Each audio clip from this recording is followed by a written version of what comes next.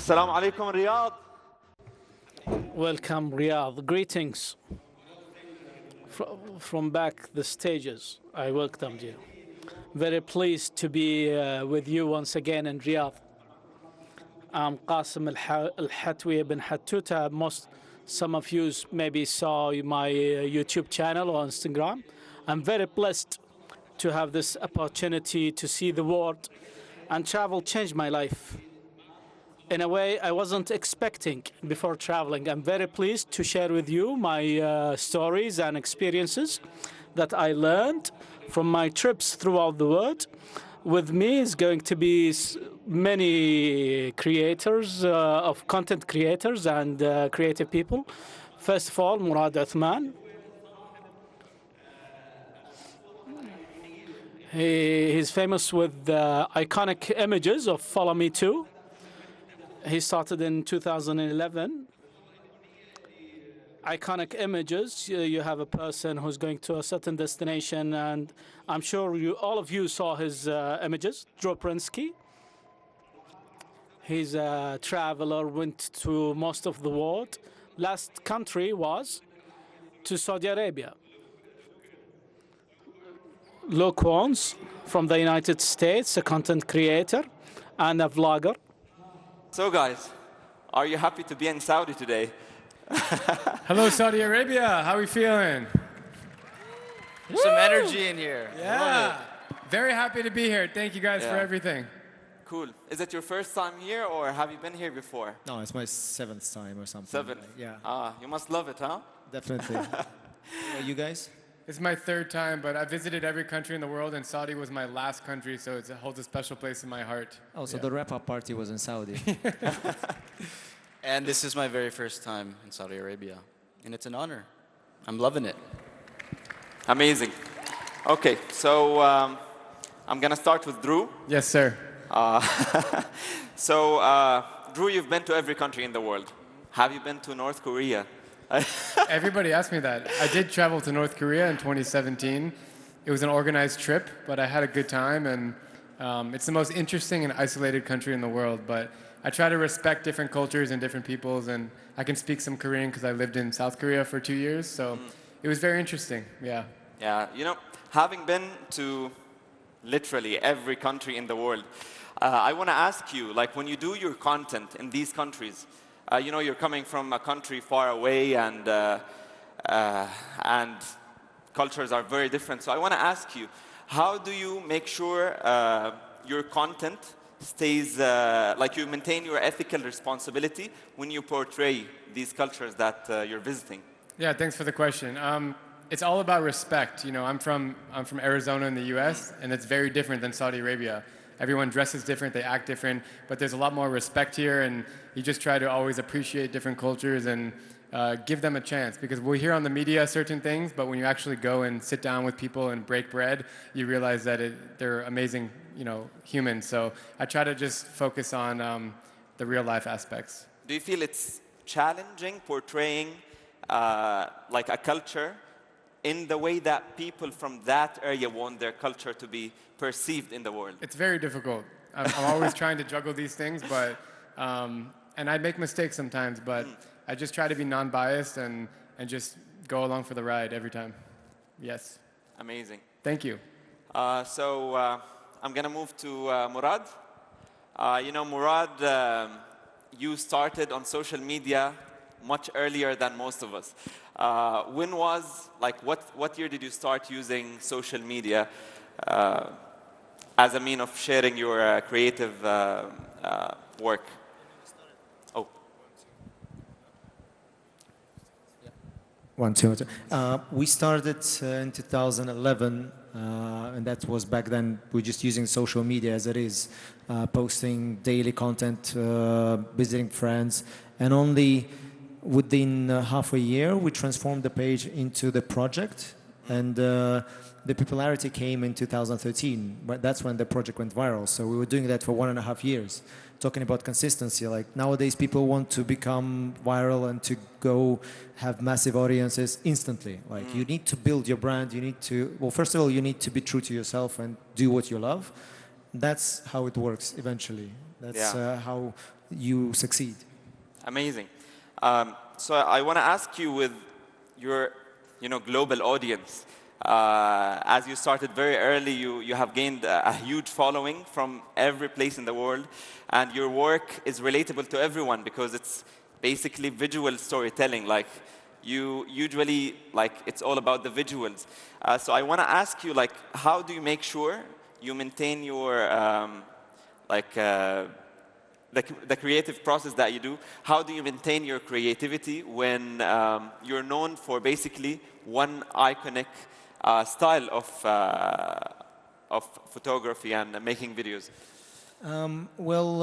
There's a lot of aspects to this project. It's about relationship, it's about love, it's about cultures and knowledge. So wherever we go, we would research in this location what people wear, what people are known for. We would meet the locals. So we would eventually embed the cultural code of the country within the project. I wouldn't call that cultural appropriation, but I would call that the cultural balance and collaboration.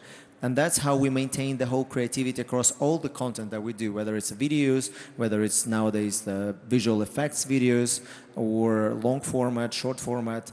The style and the storytelling is always there. The history, the stories that you go visit every country, and the concept of holding hands and exploring these places together, whether it's your friend, whether it's your wife, or just, I don't know.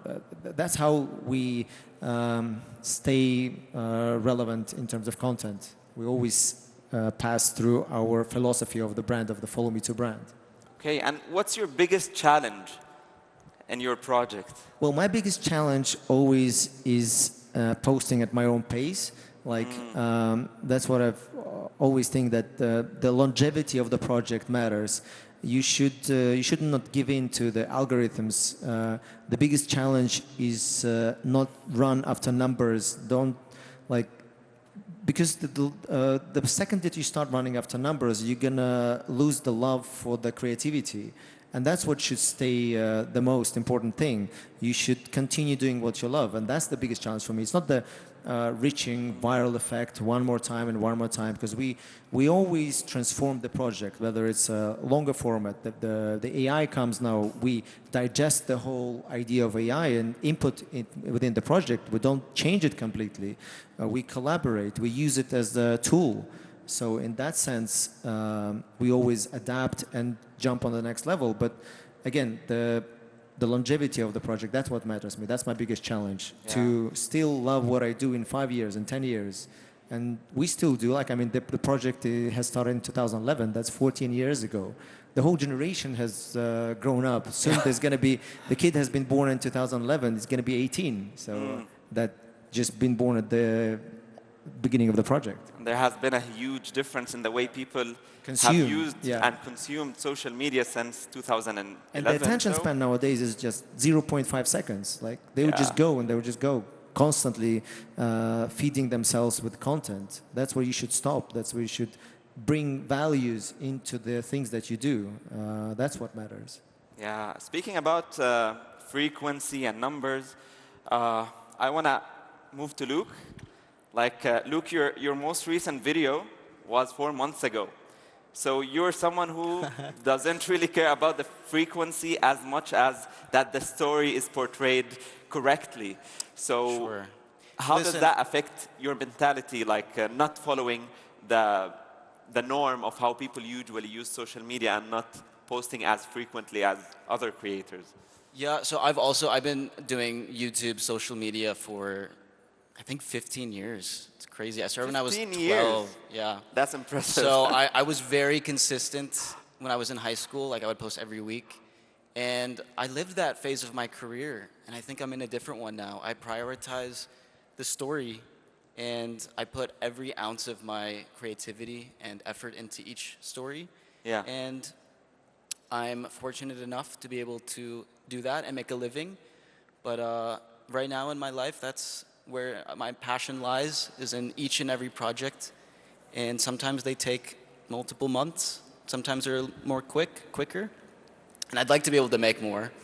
But right now, the amount of effort I put in, it only allows me to make a couple a year, and I get by, and it works for me.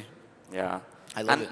It's beautiful. I'm sure that people connect very much with the content you do, even though the frequency is not as much, but like you can see that the details you put in your videos are amazing. Like we've been talking about your most recent video in Nepal. I've watched it recently, and like I love the fact that you actually went to base camp Everest, but the main focus, like the story was about Everest, but it ended up being about someone in that region. So how do you feel that people connect with your videos through the people that you meet in the trip more than the destination itself? Yeah, well, it kind of goes back to the fact that I've been doing it for so long, and I spent so much time editing myself, and that got very monotonous and boring. So now that I have the opportunity to work with others and focus on their stories, it's opened up a whole new world of possibilities for me. And that's what I've been focusing on, is other people and their stories. And going to base camp, that was fascinating because, I don't know, I could focus on the location and it's beautiful, but it's the backdrop of the story that's being told, and that's the people that I come across, they express their stories, and the location is merely the setting. It means a lot, but it's just the setting. Makes everything different. Can I jump in? Of course. The people and culture is everything. Like, some people travel for rock climbing or scuba diving or just laying on the beach, and that's fine. Everybody can do their own thing. But for me, it's always about the people and culture, and that's what makes every place unique. Yeah. Everyone has stories to tell. Everyone, and that's why I like to give the spotlight, like Luke does, on them, because it's so important to let, like, I want everyone to share their story, you know? There's so many stories to be told, and the issue is people just don't have the opportunity or the platform to tell them. So we are kind of the messengers to do that, and all of us are, and I think that's super important. And I think, Drew, it's impressive, like, speaking about like the frequency of posting, it's very different for you because you post way more frequent. But I feel that you keep your touch with both the people that you're meeting in your videos and the people that are following your trip. But I want to shift the question to another perspective. I want to ask you, personally, do you feel that nowadays, as a creator, you've been a creator for so many years, like more than 12 years, is it? No, I've been a creator for about 7 or 8 years, but this guy, these guys go way back to like the 90s. But the blog started in... I'm just kidding. Yeah. Like 15 years ago. 15. Yeah. So do you feel like after 15 years of creating content, do you travel to make content now, or do you make content to travel? Like, where do you draw that line? Yeah, the work-life balance is a challenge. I just, right before Saudi Arabia, I was in 8 countries over the last 5 weeks. 8 countries. But they were not easy countries to travel through. I was in Somalia, Nigeria, Tanzania, Eritrea, Socotra in Yemen. So it's difficult. Like I try to shoot my story, and when I'm done shooting what I need, I try to leave my camera in the room and just go walk around for even like an hour just to appreciate the culture without filming. That being said, I get a lot of enjoyment from filming, and having the opportunity to share these stories is really amazing. Yeah. And that is my enjoyment. Some people want to sit on the beach for 10 hours. That's their enjoyment. Great. I can't sit on the beach for 10 minutes because I just want to go walk into the village behind me and document. So as they say, if you love what you do, you never work a day in your life. And that's how I feel. If I may ask, if you were not making content, would you have traveled the same, or would it have been different? That's a very good question. I always loved traveling, but I don't think I would have visited every country. Oh, really?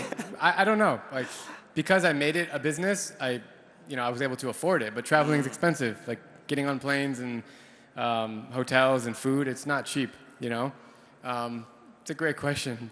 Yeah.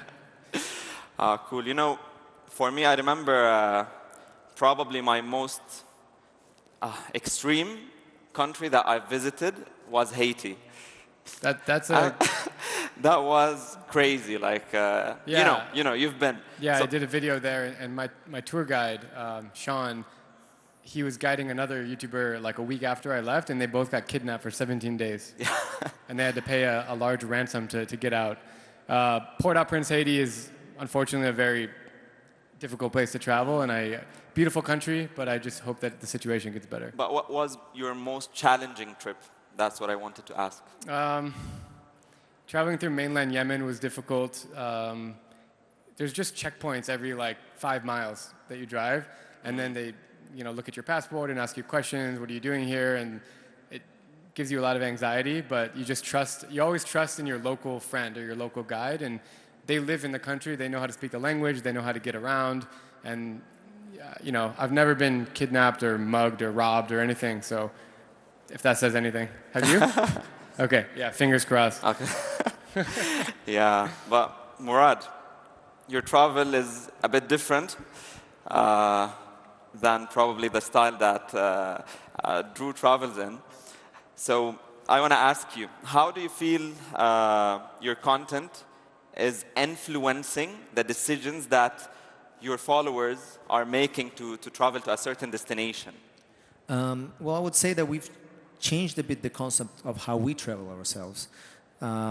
If before we would travel to just visit the destination, take photos, after COVID, we realized that it's not about, the luxury of the place. It's not about just the visuals. It's about the emotions that this place gives you. So for us, we would first go to the country, we would enjoy it, then we would start shooting content. And I hope that the content that we create, it inspires people to just go and mix and mingle and enjoy the cultures, and not just, even if we stay like at the luxury hotels, not just go to a beautiful place to chill and just to enjoy the luxury experience, but to actually dive in and to explore the cultures. Yeah. That's how all the layers of the project, they show that you can do a lot more. You could get inspired by the people. For example, the trip that we took in Ethiopia, that also changed our minds. We went with the charity program from US called Charity Water. They installed the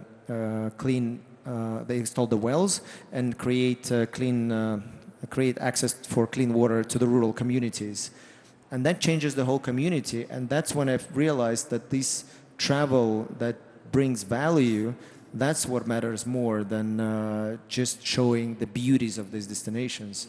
So hopefully that message is sent through our trips that we do, like whether it's for content or whether it's when we do what we call the transformational travel, where we would take several people with us, design the journey for them and for us, so that we experience everything from emotions, from spiritualness of these places.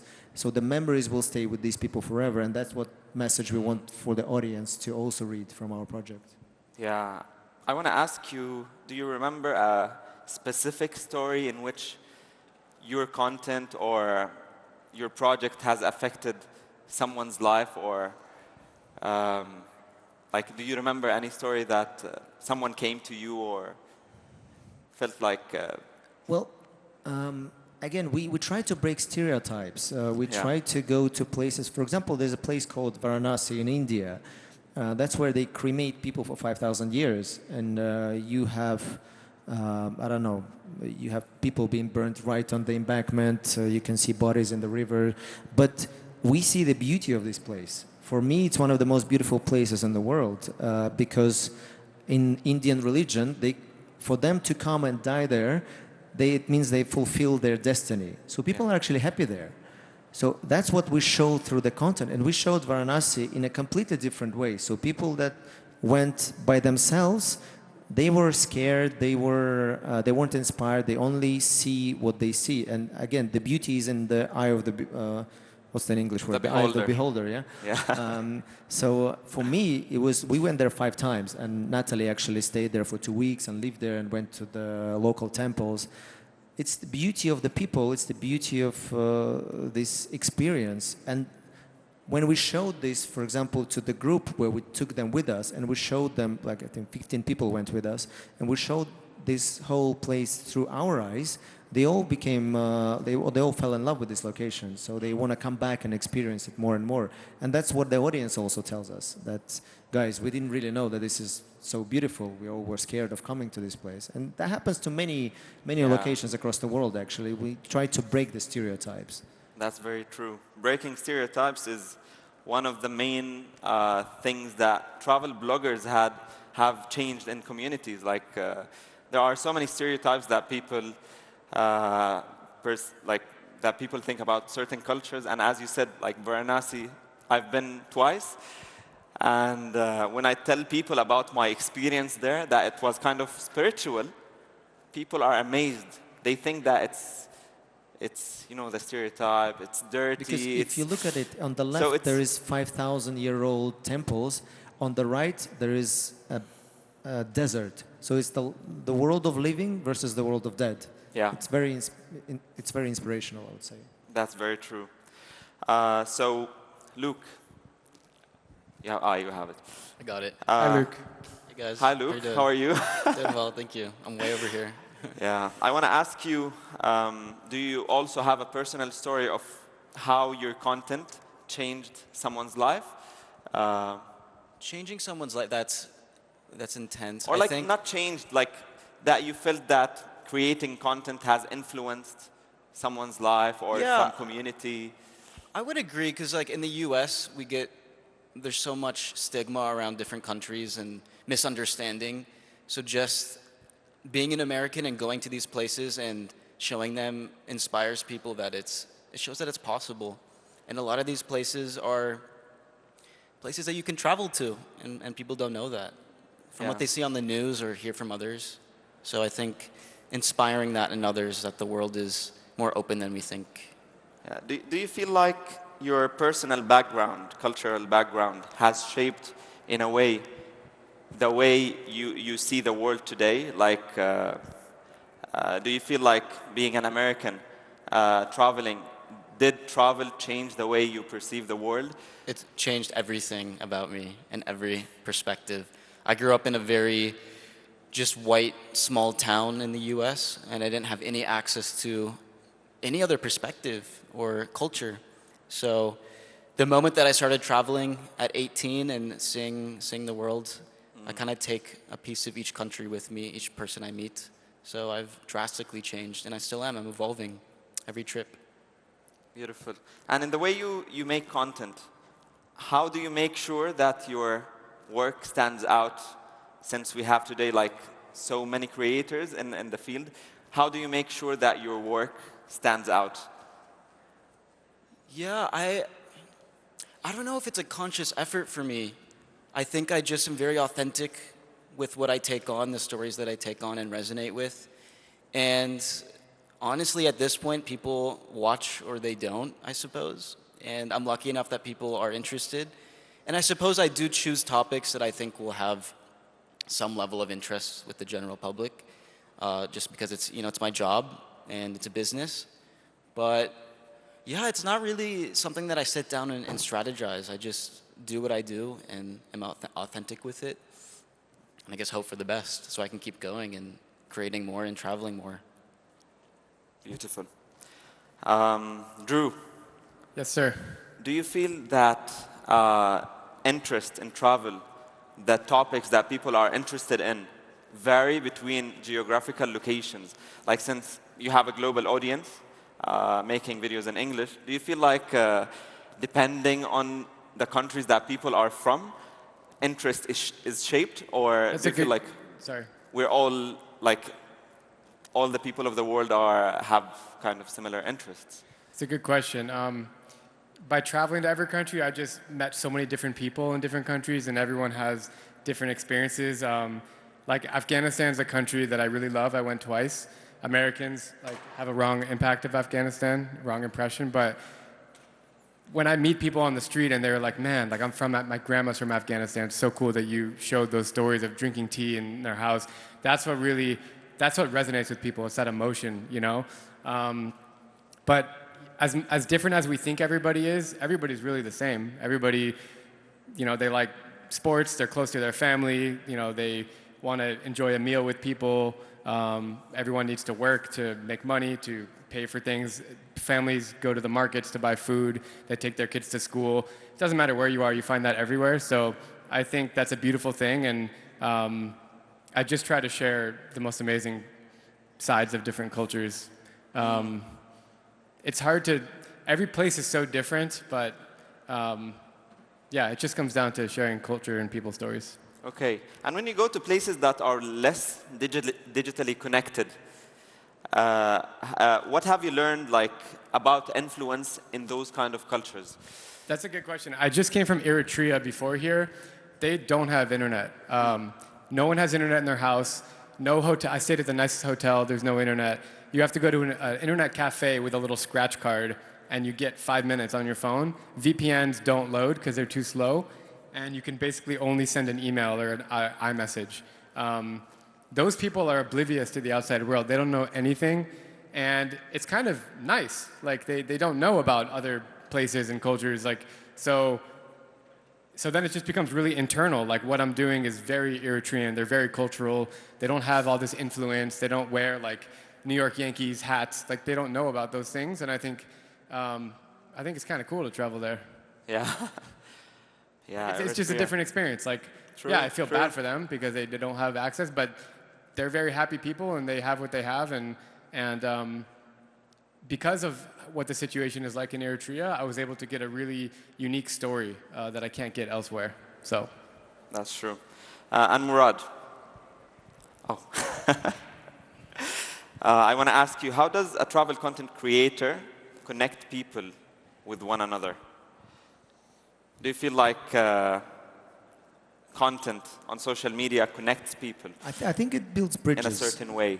To be honest, people have perceptions about certain locations, about certain cultures, about certain lifestyles. And when you break those barriers, when you show them that even in the furthest places, everyone have the same problems, everyone have the same wishes. We were actually once doing a project, we didn't finalize it, but it was called Happiness. We wanted to show what makes people happy across the whole globe in rural places. And when we were researching that, in terms of the facts that people, like we asked several people across the globe some questions, we realized that the answers are similar. So the values of people across the globe are the same, what they want, what makes them happy, and that's how we want to build bridges through the content. That's how we make and connect people that become friends not knowing each other, whether we travel with them and connect them from different nationalities, ethnicities and religion, and they experience our lifestyle, whether they see it through content.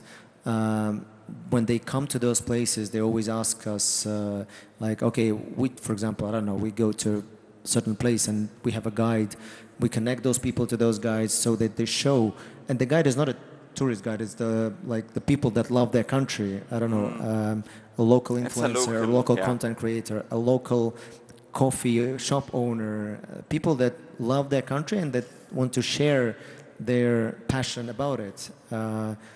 Those are the best ambassadors for the countries, the small local business owners or the small creators that live this life. And that's how we connect the bridges and connect people through storytelling. And I believe that holds longer relationship and longer emotional contact with those places. Yeah, you know, we've already talked about this, but social media was very different in 2011 than today.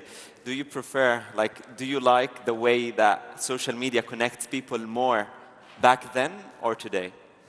That's another way saying that I'm old, but okay. No. It depends. In a way, I do like what social media brings to the table, but I also dislike the constant need of content digestion. So for me, the real connections value a lot more than the connections on social media, to be honest. So those are like when you meet people, when you go out, when you move, when you connect to people. And in a way, I feel that before it was better. Now it's just more accessible. But it doesn't mean that you have to go on social media always. Yeah. You need to have a clear mindset. You need to go out. You need to connect to people physically. That's what matters, I think. Yeah, beautiful. You know, for me personally, like, I feel like social media today connects people more than it used to. Like, I followed you in 2011. It was 13. And like, I loved the photographs. I loved the project. But today, watching your content, I feel like I connect with you more because it feels like closer, more relatable, because like I can message you, I can comment. Like, it feels like you're closer to me. I don't know if everyone feels the same, but that's the way I feel. Anyway, we're short on time, so anyone has a final message before we finish this panel? It's always a pleasure to be back in the Kingdom of Saudi Arabia, and it's amazing how fast this country is growing. It's probably the fastest growing country in the history of mankind. I mean, it's crazy. Yeah, I just want to say that. You know, before, the reason Saudi was my last country is because it was impossible to get a tourist visa. You had to come here as a business invite, but it was really hard to get the visa until 2020 when it changed. And I know that we're all going to be back here many times in the future. And thanks for hosting us, everyone. Thank you. Luke? Thanks for having us. It's an honor to be here, and it's such a cool time to visit as well. And I'm excited to see what happens next for you guys. Thanks for having us. Amazing. Thank you, everyone. Thank you, Murad. Thank you, Drew. Thank you, Luke. Shukran. It's been a pleasure moderating this panel. شكرا جميعا. يعطيكم العافية. Thank you, guys. والسلام عليكم.